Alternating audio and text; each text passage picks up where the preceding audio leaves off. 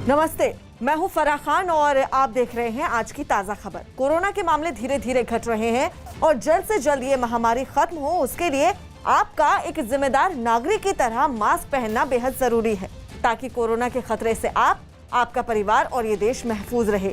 लोग मास्क पहनने को लेकर जागरूक हुए, इसके लिए न्यूज 18 ने एक मुहिम भी शुरू की है जिसका नाम है #मास्क पहनो इंडिया, क्योंकि जब कोरोना हारेगा तभी देश जीतेगा। चलिए आगे बढ़ते हैं। जम्मू कश्मीर पर प्रधानमंत्री मोदी की अगुवाई में आज अहम बैठक होने जा रही है, जिसमें गृह मंत्री अमित शाह, रक्षा मंत्री राजनाथ सिंह भी मौजूद रहेंगे। इस बैठक में जम्मू कश्मीर की सियासी पार्टियों को 14 प्रतिनिधियों को बुलाया गया है, जिसमें नेशनल कॉन्फ्रेंस के फारूक अब्दुल्ला और उमर अब्दुल्ला समेत पीडीपी की महबूबा मुफ्ती और कांग्रेस के गुलाम नबी आजाद जैसे नेता शामिल हैं।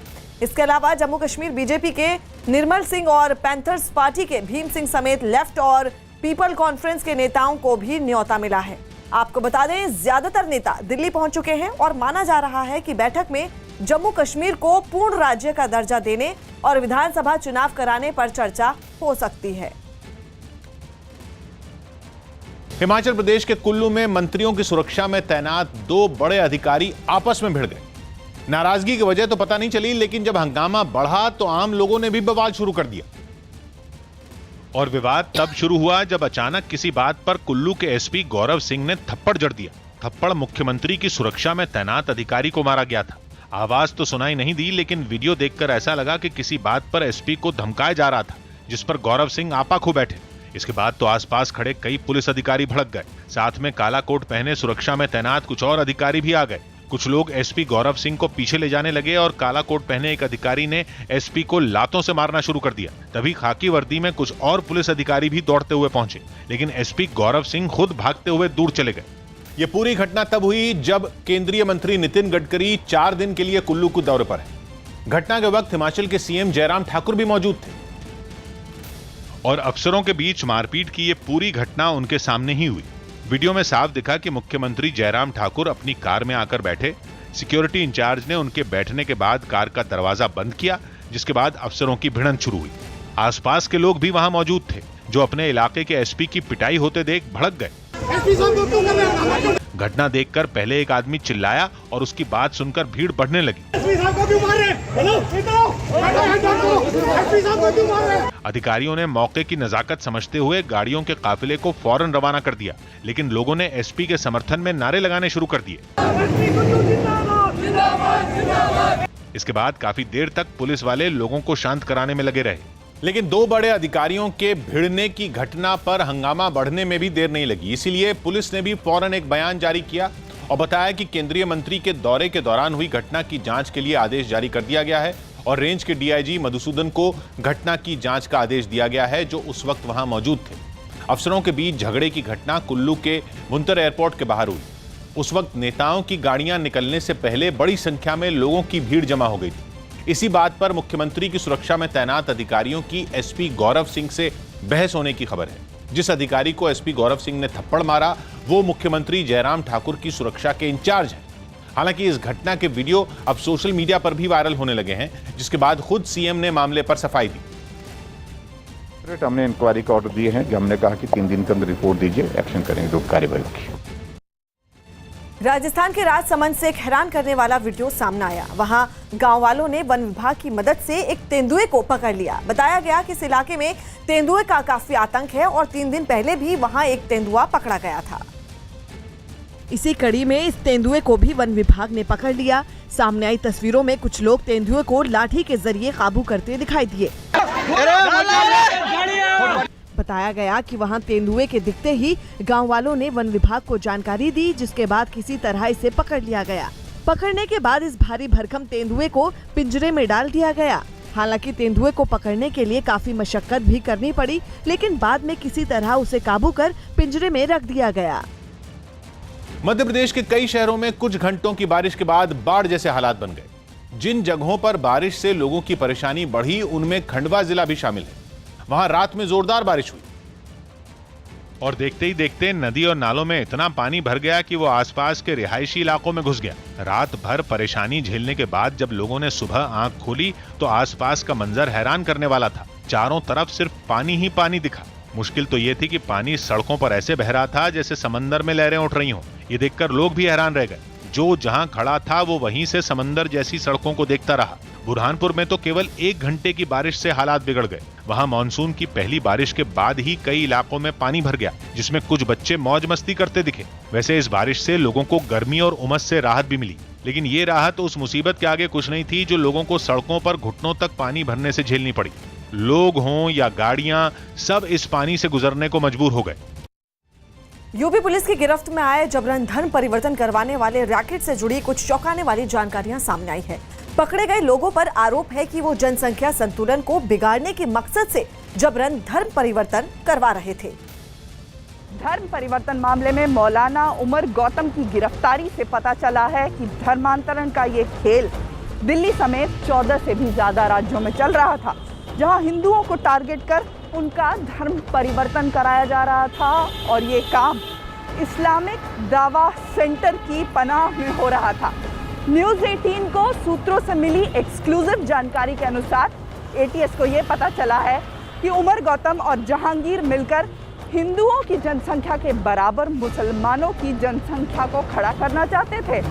करीब 1000 लोगों के धर्मांतरण का पूरा रिकॉर्ड भी उनके पास से एटीएस को मिला है। मैंने जो सोचा नहीं था, कभी मेरे घर वालों ने भी नहीं सोचा था कि कहां कहां अल्लाह ने पहुंचा दिया। मैंने इंग्लैंड 18 मरतबा इंग्लैंड जाना हुआ, 4 मरतबा यूनाइटेड स्टेट्स ऑफ अमेरिका जाना हुआ, और अफ्रीका और बहुत सारे ममालिक में अल्लाह ने पहुंचा दिया। दिल्ली के ISD यानी इस्लामिक दावा सेंटर में लोगों के सामने माइक पर अपनी शेखी बघारता ये वो मोहम्मद उमर गौतम है जो कभी श्याम प्रताप सिंह गौतम हुआ करता था। नैनीताल से पढ़ाई करने वाले इस उमर गौतम के करतूतों की परतें अब एक एक कर खुल रही हैं। उसके पुराने वीडियो भी सामने आए हैं जिसमें वो साफ साफ कह रहा है कि वो धर्म परिवर्तन कराने के काम में जुटा है। मैंने अपने दोस्तों को दावत दी तो उसी यूनिवर्सिटी में अल्हम्दुलिल्लाह 7 लोगों ने इस्लाम की गवाही दी। उनमें से एक हमारा दोस्त था गोरखपुर का रहने वाला, यादव घराने का। उसने कहा कि जब गौतम साहब उमर साहब हो गए हैं तो मैं भी इस्लाम ले आता हूँ। इतनी उसको मोहब्बत थी, उसका नाम मैंने मोहम्मद उस्मान रखा। उमर गौतम के इस पुराने वीडियो में वो तफसील से बता रहा है कि किस तरह वो धर्म परिवर्तन करवाने की कानूनी प्रक्रिया का भी पालन करता था ताकि काम कच्चा न रह जाए और धर्म परिवर्तन वालों के पास बचने का कोई तरीका न रह जाए। खुद उमर की जुबानी ही सुनिए वो ये सब कैसे करता था। इस सेंटर में 1000 से ज्यादा लोगों के लीगल डॉक्यूमेंटेशन की फॉर्मेलिटीज पूरी की गई हैं। अभी आप आज ही की डेट में एक लड़की सुप्रिया आयशा नाम की जो MSc BEd है कानपुर से, CJM कोई यूनिवर्सिटी है, चंद्रशेखर आजाद यूनिवर्सिटी होगी, वहां से, और अभी उसने आज की ही डेट में, अब तो शायद डेट भी बदल जाएगी, उसने टाइम्स ऑफ इंडिया में जाकर के अपना change of name, change of religion का ऐड दिया है। कल या परसों आप उसको देख सकते हैं क्लासिफाइड कॉलम में। ऐसे कितने केसेज हैं। तो अल्हम्दुलिल्लाह इस खिदमत, एक छोटी सी खिदमत में हम अल्हम्दुलिल्लाह अपने उलमा की सरपरस्ती में, बुजुर्गों की सरपरस्ती में लगे हुए हैं और इस बात की हम कोशिश करते हैं कि ऐसे लोगों की मदद हो जो दीन कबूल करते हैं, दीन में दाखिल होते हैं, और उनको बाकायदे मोरल सपोर्ट दिया जाए, लीगल सपोर्ट दिया जाए और उनकी जो भी बेहतर से बेहतर रहनुमाई होती है वो की जाए। उमर गौतम का ये सनसनीखेज दावा खुद उसकी जुबानी उसके अपराध का कबूलनामा है। ये सब सुनकर अगर हैरानी हो रही है तो थोड़ा और हैरान होने के लिए तैयार हो जाइए, क्योंकि उमर का दावा है कि उसके गैंग के तार कई देशों से जुड़े हैं, यानी जो काम वो भारत में कर रहा था वो दुनिया के कई देशों में भी चल रहा है। ऐसे लोग यानी बहुत सारे लोग हैं जो यहाँ के भी हैं, बाहर के भी हैं। हमारे यहाँ इस्लामिक दावा सेंटर में पोलैंड से, पुर्तगाल से, जर्मनी से, सिंगापुर से, अमेरिका से, इंग्लैंड से, कितने ममालिक से लोग आकर के उन्होंने वहाँ से अपना लीगल असिस्टेंस भी लिया। उनकी मैरिजेस के भी मामलात हुए, कोर्ट मैरिज के भी मामलात हुए और अल्हम्दुलिल्लाह ये एक सिलसिला चल रहा है। ये सब काले कारनामे दिल्ली के जामिया इलाके में मौजूद ISD यानी इस्लामिक दावा सेंटर के जरिए देश भर में किए जाते थे, जिसकी गवाही उमर गौतम के पुराने वीडियो दे रहे हैं। उमर गौतम और जहांगीर को गिरफ्तार करने के बाद ATS ने उन्हें रिमांड पर लेने के लिए जो अर्जी दायर की है उसमें कई रोंगटे खड़े कर देने वाली दलीलें हैं।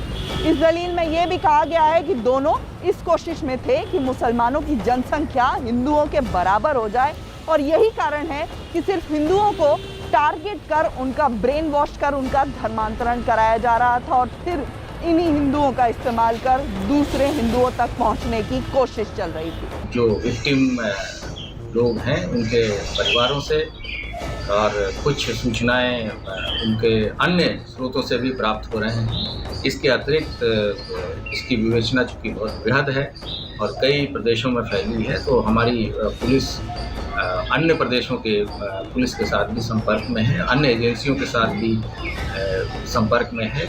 एटीएस ने दावा किया कि आरोपियों के पास से धर्मांतरण से जुड़े रजिस्टर मिले हैं और उनके फोन से भी कई अहम जानकारियां मिली हैं। यही नहीं, दावा किया जा रहा है कि धर्म परिवर्तन करवाने वाला गैंग खास तौर पर गरीब हिंदुओं को निशाना बनाता था। पुलिस को उमर गौतम और मुफ्ती जहांगीर के पास से 81 पन्नों की एक लिस्ट मिली है, जिसमें उन लोगों के नाम लिखे हैं जिनका जबरन धर्म परिवर्तन करवाया गया। अकेले मुफ्ती जहांगीर पर ही 100 से ज्यादा लोगों का गलत तरीके से दबाव बनाकर धर्म बदलवाने का आरोप है। एटीएस को जहांगीर और उमर गौतम की 7 दिन की रिमांड भी मिल गई है। जैसे जैसे जांच आगे बढ़ रही है, वैसे वैसे चौंकाने वाले तथ्य सामने आ रहे हैं। ये भी जानकारी मिल रही है कि न सिर्फ लालच देकर बल्कि डरा धमका कर भी ये लोगों का धर्मांतरण करते थे। अब पुलिस इस गैंग के मास्टरमाइंड की तलाश कर रही है। बैंकों का पैसा लेकर फरार हुए आरोपी विजय माल्या, नीरव मोदी और मेहुल चोकसी को ईडी से बड़ा झटका लगा है। न्यूज 18 के विवेक गुप्ता की रिपोर्ट है कि इन तीनों की करीब 8,500 करोड़ की संपत्ति जब्त की गई। ईडी ने उन बैंकों को ट्रांसफर कर दी है जिनका पैसा लेकर इन पर फरार होने का आरोप है। इसके साथ ही उन बैंकों को अब यह अधिकार होगा कि वो उन संपत्तियों की नीलामी कर सकें। मनी लॉन्ड्रिंग एक्ट के तहत ईडी ने इन तीनों की 18,000 करोड़ से ज्यादा की संपत्ति जब्त की थी, जिसका बड़ा हिस्सा सरकारी बैंकों को दे दिया गया ताकि वो इन पैसों से अपने नुकसान की भरपाई कर सकें। आरोप है कि इन तीनों ने अपनी कंपनियों के जरिए पैसों की जो हेराफेरी की, उससे बैंकों को करीब 22,000 करोड़ से ज्यादा की चपत लगी। भारत की जीडीपी बढ़ने का अनुमान रेटिंग एजेंसी मूडीज ने कम कर दिया। रेटिंग एजेंसी मूडीज ने भारत का जीडीपी बढ़त दर अनुमान घटा दिया। पहले इस कैलेंडर ईयर यानी जनवरी से दिसंबर के बीच 13.9% जीडीपी बढ़त दर रहने का अनुमान जताया गया था, लेकिन अब इसे घटाकर 9.6% कर दिया गया। बिहार विधानसभा अध्यक्ष विजय कुमार सिन्हा ने मॉनसून सत्र से पहले सभी विधायकों को परिवार समेत कोरोना का टीका लगवाने को कहा। राज्य में अब तक 80% विधायकों को यह टीका लग चुका है। जबरन धर्म परिवर्तन के मामले में पकड़े गए आरोपी उमर गौतम का एक पुराना वीडियो सामने आया, जिसमें आरोपी ने कबूल किया कि वो कई लोगों के धर्म परिवर्तन से जुड़े दस्तावेज जारी कर चुका है। अल्हम्दुलिल्लाह इस सेंटर में 1000 से ज्यादा लोगों के लीगल डॉक्यूमेंटेशन की फॉर्मेलिटीज पूरी की गई हैं। वीडियो सामने आने के बाद यूपी सरकार ने एक बार फिर कड़ी कार्रवाई का भरोसा दिया। कार्रवाई बहुत कठोरता से हो रही है और इस प्रकार की चीजें उत्तर प्रदेश और देश कहीं पर भी बर्दाश्त किए जाने योग्य नहीं है। वहीं इस मुद्दे पर कांग्रेस ने यूपी सरकार को निशाने पर लिया। कठोरतम कार्रवाई तो उत्तर प्रदेश सरकार के खिलाफ भी होना चाहिए, जो बैठ के सोती रही, कानून का उल्लंघन होते रहा, धर्मांतरण होता रहा। दिल्ली के पीतमपुरा में एक निजी स्कूल के ताइक्वांडो कोच ने खुदकुशी कर ली। उसने अपने सुसाइड नोट में लॉकडाउन के दौरान वेतन नहीं मिलने की बात लिखी। 2 साल होने को आए हैं जो उनको सैलरी नहीं मिली और हम चाहते हैं कि सख्त से सख्त कार्रवाई की जाए। दक्षिण अफ्रीका के खिलाफ दूसरे और आखिरी टेस्ट में वेस्टइंडीज पर मैच फीस का 60% जुर्माना लगाया गया। आईसीसी ने धीमे ओवर रेट की वजह से यह कार्रवाई की। इसके अलावा विश्व टेस्ट चैंपियनशिप के 6 अंक भी काट लिए गए। मध्य प्रदेश के रीवा से एक हैरान करने वाला वीडियो सामने आया। वहां मंदिर में शादी करने के बाद दुल्हन को विदा करवा कर ले जा रहे दूल्हे की पिटाई कर दी गई। दोनों ने अपने घर वालों की मर्जी के खिलाफ शादी की थी, जिससे लड़के के घर वाले नाराज थे। ऐसे में जब उन्हें लड़के के मंदिर में शादी करने की खबर मिली तो वो भी वहां आधम के। फेरे लेने के बाद लड़का दुल्हन के साथ स्कूटर से जाने लगा, तभी उसके भाई और उसके साथियों ने उन्हें घेर लिया। दूल्हे को स्कूटर से उतारकर उसकी जमकर पिटाई की गई। बताया गया इस दौरान दुल्हन के साथ भी हाथापाई की गई। देखो मार रहे हैं, देखना अभी। वीडियो में एक आदमी उसके साथ धक्का मुक्की करता दिखाई दिया। पति जब उसे छुड़ाने पहुंचा तो उसे भी घेर लिया गया। काफी देर तक ये हंगामा चलता रहा और बाद में दूल्हा और दुल्हन ने पुलिस में मामले की शिकायत दर्ज करवाई। शायद वो नाखुश थे उसकी इस तरह की शादी से, तो उन्होंने अपने भाई के साथ मारपीट की थी। हालांकि पुलिस ने दुल्हन के साथ मारपीट किए जाने की खबर को खारिज कर दिया। ब्राजील में सरकार आदिवासियों की जमीन के इस्तेमाल के लिए एक बिल लाई तो उस पर ऐसा बवाल हुआ कि सड़क पर संग्राम छिड़ गया। ब्राजील का संविधान आदिवासियों के लिए आरक्षित जंगल की जमीन पर व्यावसायिक गतिविधियों की इजाजत नहीं देता, लेकिन अगर यह बिल पास हुआ तो अमेज़न के जंगलों में अब तक अवैध तरीके से जो खनन और पेड़ों की कटाई हो रही है उसे कानून का कवच मिल जाएगा। इसलिए जैसे ही आदिवासियों को इस बिल की भनक लगी, उन्होंने राजधानी ब्रासिलिया में संसद के पास डेरा डाल दिया और फिर ऐसी तस्वीरें सामने आईं जो दुनिया में शायद ही इससे पहले कभी देखी गई हों। हाथों में बांस के डंडों से बनी ढाल और तीर कमान लेकर आदिवासी पुलिस से दो हाथ करने उतर गए। हालांकि इससे पहले आदिवासी एकदम शांति से बिल का विरोध कर रहे थे। तस्वीरों में वो पुलिस के आगे ही सड़क पर नाचते दिखे।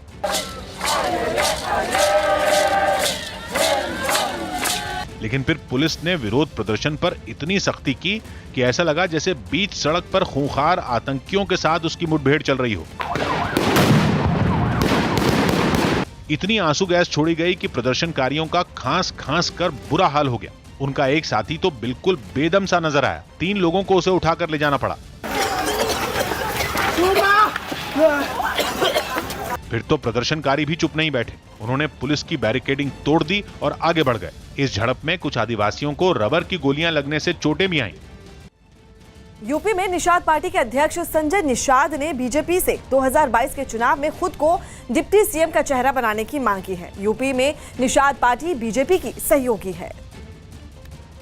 18% वोट है। हमारा समाज एकजुट है, मेरे एक झंडे के नीचे है। आप मेरे चेहरे पर उप मुख्यमंत्री लड़ो। छत्तीसगढ़ के बेमथुरा से हैरान कर देने वाला एक वीडियो सामने आया जिसमें एक कार में अचानक आग लग गई और देखते ही देखते पूरी की पूरी कार राख हो गई। हालांकि आग कैसे लगी इसका पता नहीं चल सका, लेकिन वहां से जो तस्वीरें सामने आई उनमें ये गाड़ी लपटों में घिरी हुई नजर आई। आग ने देखते ही देखते पूरी गाड़ी को अपनी चपेट में ले लिया, जिसकी तस्वीरें हम आपको दिखा रहे हैं कि किस तरह से लपटों से निकलने वाला धुआं तेजी से आसमान की तरफ फैलता नजर आया। हालांकि ये गाड़ी एक खाली प्लॉट में खड़ी थी और आग लगने के वक्त इसमें कोई भी मौजूद नहीं था, जिसकी वजह से कोई बड़ा हादसा नहीं हुआ। जम्मू कश्मीर की सियासी पार्टियों और प्रधानमंत्री की बैठक से पहले महबूबा मुफ्ती के खिलाफ प्रदर्शन होने लगा।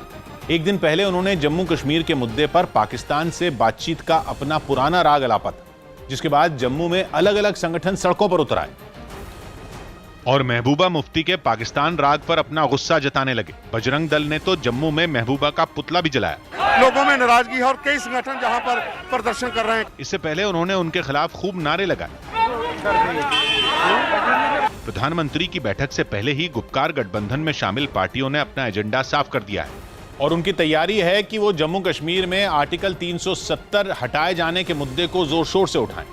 जिस दिन से जम्मू कश्मीर से आर्टिकल 370 हटा है, वहां की सियासत करने वाली पार्टियों की नींद उड़ गई है। वो न केवल इस बात का विरोध कर रही हैं, बल्कि महबूबा ने पाकिस्तान से बात का जिक्र करके कई संगठनों को भड़का दिया और वो उनके खिलाफ प्रदर्शन करने लगे। इस मामले में डोगरा फ्रंट के कार्यकर्ता भी आग बबूला हो गए। उन्होंने भी जम्मू में महबूबा के बयान का विरोध किया और गुस्से में आकर उनके पोस्टर जलाए। यही नहीं, डोगरा फ्रंट के कार्यकर्ताओं ने पोस्टर के जरिए महबूबा को पाकिस्तान भेजने की मांग तक कर डाली।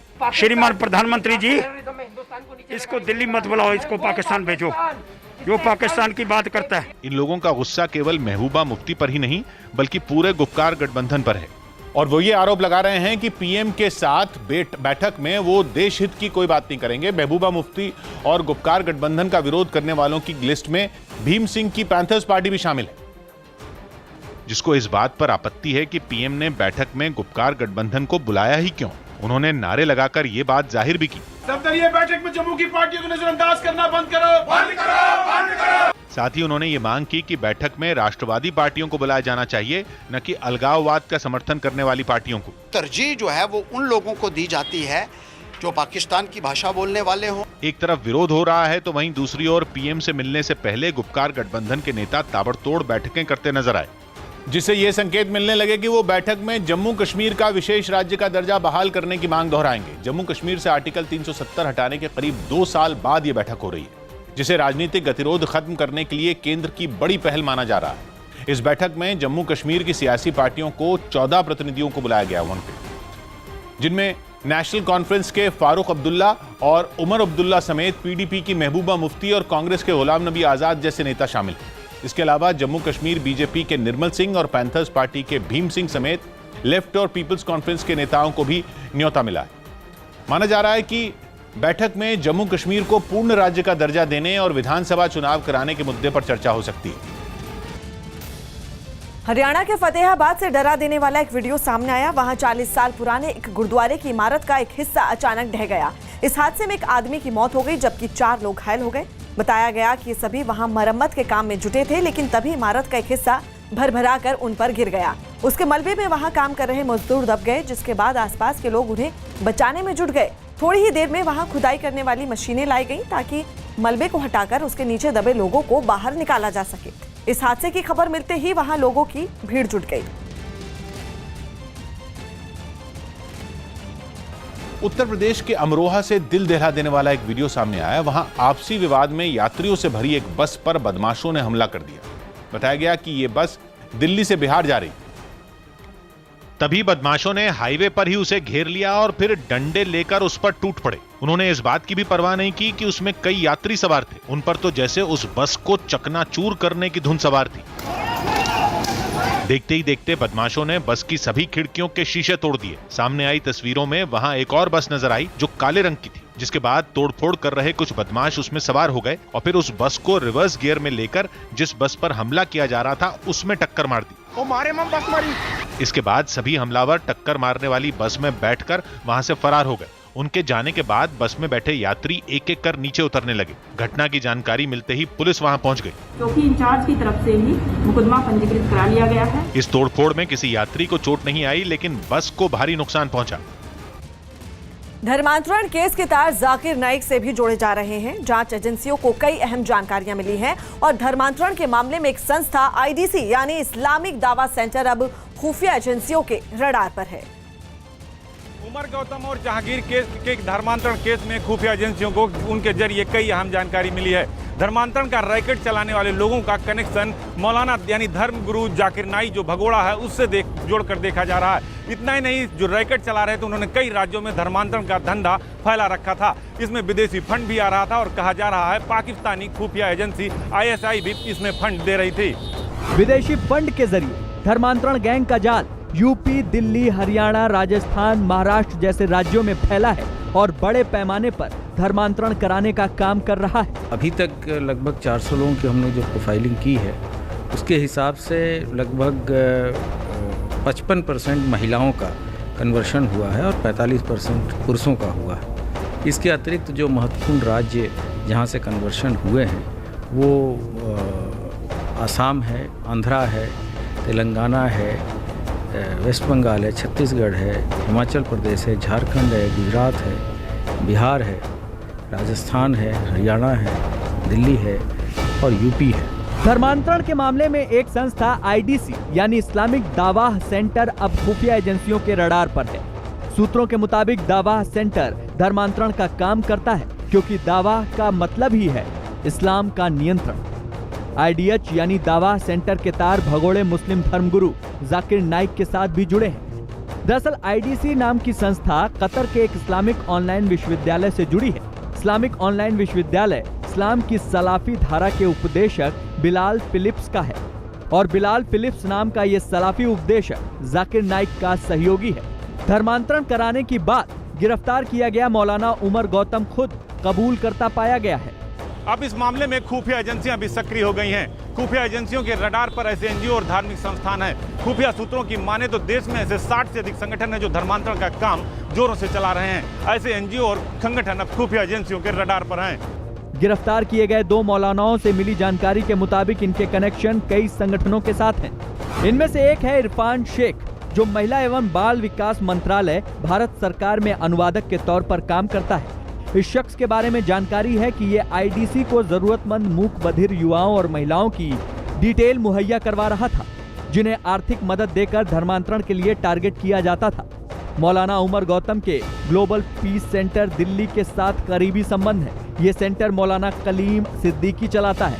ग्लोबल पीस सेंटर के बारे में जानकारी मिली है कि ये हरियाणा के मेवात इलाके में धर्मांतरण की गतिविधियों में शामिल है। खुफिया एजेंसियों को पता चला है कि फिलहाल देश भर में 60 से ज्यादा दावा संस्थान चलाए जा रहे हैं। देखिए, ऐसा लगता है कि इन केसेस को ज़्यादा जो है सेंसेशनलाइज करने के लिए डॉक्टर जाकिर नाइक का नाम लिया जाता है। ये जो एलिगेशंस किए जा रहे हैं कि वो इस कन्वर्जन के पीछे है, ये एलिगेशंस बिल्कुल गलत है। इन 60 संगठनों के मेन टारगेट पर हैं यूपी, दिल्ली, हरियाणा, राजस्थान और महाराष्ट्र। दावा नाम से कट्टरपंथी और कट्टरपंथी संगठन इन राज्यों में धर्मांतरण के अवैध धंधे में लगे हैं। खुफिया एजेंसियों ने इसे साइलेंट जिहाद का नाम दिया है। सूत्रों के मुताबिक जांच में मिली जानकारी है कि आईडीसी को कतर, कुवैत और यूएसए के एनजीओ यानी गैर सरकारी संगठनों से फंडिंग की जा रही है। साथ ही भारत के कई एनजीओ से भी फंड दिया जाता है। जानकारी के मुताबिक फातिमा चैरिटेबल फाउंडेशन दिल्ली से भी संगठन को फंडिंग हो रही है। इसके अलावा Al Hussain education and welfare foundation Lucknow से फंडिंग मिल रही है। Mewar trust for educational welfare Faridabad से भी फंड दिया जाता है। मुंबई के मरकज उल मारीफ से भी फंड मिलने की जानकारी मिली है। दिल्ली में चलने वाले गैर सरकारी इस्लामिक संगठन ह्यूमन सॉलिडेरिटी फाउंडेशन से फंडिंग की जानकारी है।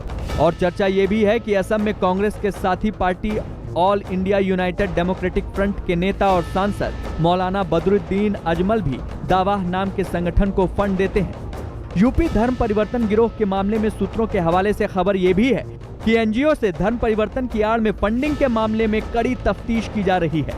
भारत में FCRA के तहत रजिस्टर्ड जिन एनजीओ में पैसा आने की जानकारी मिली है और फॉरेन कंट्रीब्यूशन रेगुलेशन एक्ट में रजिस्टर्ड जो एनजीओ नियमों का उल्लंघन कर रहे हैं, उन पर केंद्र सरकार जल्द कार्रवाई कर सकती है। कार्रवाई बहुत कठोरता से हो रही है और इस प्रकार की चीजें उत्तर प्रदेश और देश कहीं पर भी बर्दाश्त किए जाने योग्य नहीं है। और यह लालच दे करके, डर दिखा करके अगर कोई इस प्रकार का कुकृत्य किया है तो उसकी पूरी जांच की जा रही है और जांच के अंतर्गत जो भी दोषी पाए जाएंगे उनके खिलाफ कठोर से कठोर कानूनी कार्रवाई होगी। और इस प्रकार की कोई भी घटना अगर कोई उत्तर प्रदेश में करके ये समझता है बच जाएगा तो वो संभव नहीं। मामले की उधरती परतें देखकर लग रहा है कि दावा धर्मांतरण के धंधे में दावा की जड़ें बहुत गहरी हैं। जांच एजेंसियों को यह भी पता चला है कि धर्मांतरण का धंधा कराने वाले लालच या प्रलोभन देकर उन्हें धर्मांतरण कराते थे। कई ऐसे केस भी सामने आए जिसमें दबाव बनाकर धर्मांतरण कराया गया। खुफिया एजेंसियों के मुताबिक गिरफ्तार मौलाना उमर के मुताबिक उन्होंने अब तक 1000 से अधिक लोगों का धर्मांतरण कराया। पूरे विधि विधान से आज बाबा अमरनाथ की पहली पूजा होगी। बाबा अमरनाथ की आज पवित्र गुफा पर पूरे विधि विधान से पहली पूजा की जाएगी। इसके लिए जम्मू से कई सेवक भी रवाना हो चुके हैं। इस मौके पर बाबा अमरनाथ श्राइन बोर्ड के CEO नीतीश्वर कुमार समेत कई अधिकारी और बोर्ड के सदस्य मौजूद रहेंगे। कोरोना की वजह से पिछले साल की तरह इस साल भी अमरनाथ यात्रा रद्द कर दी गई है। श्रीनगर में आतंकियों ने 25 साल के उमर अहमद नाम के एक दुकानदार की गोली मारकर हत्या कर दी। हत्या के पीछे आतंकी संगठन लश्कर-ए-तैयबा का हाथ बताया जा रहा है। एक दिन पहले आतंकियों ने वहां इंस्पेक्टर परवेज अहमद डार की भी गोली मारकर हत्या कर दी थी। महाराष्ट्र में एक बार फिर कोरोना के मामले बढ़ने लगे हैं। पिछले 24 घंटे में वहां 10,066 मामले सामने आए, जबकि 163 लोगों की मौत हुई। इससे पहले 22 जून को राज्य में कोरोना के 8,470 और 21 जून को 6,270 मरीज सामने आए थे। रामपुर में पुलिस ने मुठभेड़ के बाद 6 गौ तस्करों को गिरफ्तार कर लिया। पूछताछ में गौ तस्करों ने बताया कि वो पुलिस को चकमा देने के लिए एम्बुलेंस का इस्तेमाल करते थे। पुलिस को इनके कब्जे से एक एम्बुलेंस, एक कार और 2 चोरी की बाइक समेत 2 तमंचे मिले हैं। नवी मुंबई के रबाले स्टेशन के पास एक लोकल ट्रेन की चपेट में आने से 11 भैंसों की मौत हो गई, जबकि 3 घायल हो गईं। ये घटना तब हुई जब ट्रेन रबाले से ठाणे की तरफ जा रही थी। इस मामले में पुलिस ने भैंस के मालिक को गिरफ्तार कर लिया है और पूरे मामले की जांच की जा रही है। मध्य प्रदेश के मंडला में एसडीएम पुष्पेंद्र हाके ने तहसील में काम करवाने के लिए वैक्सीन लगवाना जरूरी कर दिया। यही नहीं, कोरोना का टीका नहीं लगवाने वालों से अधिकारियों और कर्मचारियों के मिलने पर भी रोक लगा दी। कोरोना वैक्सीन पर फैले भ्रम को दूर करने के लिए एसडीएम की तरफ से ये कदम उठाया गया। ताकि अधिक से अधिक लोग यदि हमसे मिलना चाहते हैं, कोई सरकारी काम कराना चाहते हैं, तो सबसे पहले वैक्सीन लगा कर आए, उसके बाद ही हम आगे काम करेंगे उनका। उत्तराखंड के पिथौरागढ़ से चौंकाने वाली कुछ तस्वीरें सामने आई हैं। वहां एक नदी में फंसे बैल को बचाने के लिए 2 लड़के किसी फरिश्ते की तरह उनके पास पहुंचे। बताया गया कि वो बैल बीमार था, जिस वजह से उसे नदी से बाहर निकलने में दिक्कत हो रही थी, जिस पर जैसे ही उन दोनों लड़कों की नजर पड़ी, एक नदी में घुस गया और दूसरे ने किनारे पर खड़े रहकर उसका हाथ पकड़ लिया। ये तस्वीरें हम आपको दिखा रहे हैं कि किस तरह से दोनों लड़कों ने अपनी जान पर खेलकर उस बैल को बचाया। आपको बता दें, जो लड़का नदी में घुसा उसने बैल के सींगों को पकड़कर धीरे धीरे उसे बाहर की तरफ खींचना शुरू कर दिया। लेकिन सामने आई तस्वीरों में साफ दिखा कि उस बैल में इतनी ताकत भी नहीं थी कि वो आगे बढ़ने की कोशिश भी कर सके। इसके बावजूद उन लड़कों ने हिम्मत नहीं हारी और उस बैल को नदी से बाहर निकाल लिया। स्पेन के